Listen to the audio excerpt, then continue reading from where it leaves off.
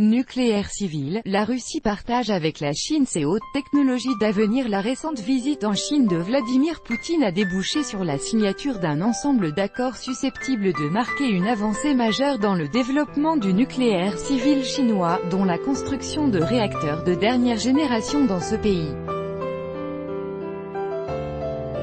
Sputnik s'en est entretenu avec des analystes russes et chinois.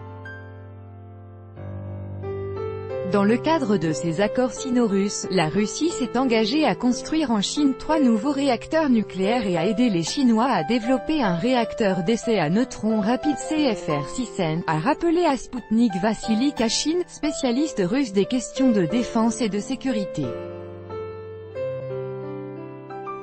La Russie tient tête avec succès à la concurrence sur le marché chinois du nucléaire civil, a déclaré l'interlocuteur de l'agence. Et d'insister sur le fait que la Russie partageait avec la Chine ses technologies les plus innovantes, dont l'avenir même du nucléaire civil dépend. Dans son développement, la Chine place de grands espoirs dans le nucléaire civil, et la coopération sino-russe dans ce domaine est très prometteuse, a estimé pour sa part dans un entretien accordé à Sputnik Mayu Diun, directeur de l'Institut de la Russie à l'Académie des sciences sociales du Heilongjiang, dans le nord-est de la Chine. La coproduction industrielle russo-chinoise a parcouru un très long chemin, à commencer par les tout premiers pas de coopération dans les secteurs du pétrole, du gaz naturel et d'autres sources d'énergie jusqu'à la coopération plein format dans le nucléaire civil.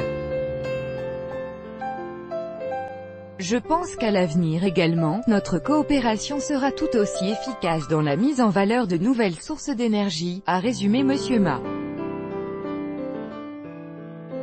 Signé lors du sommet pékinois entre Vladimir Poutine et Xi Jinping, les accords sino-russes portent sur plusieurs projets de haute technologie sans équivalent dans le monde, dont ceux des centrales nucléaires de Tianwan et de Chudabao.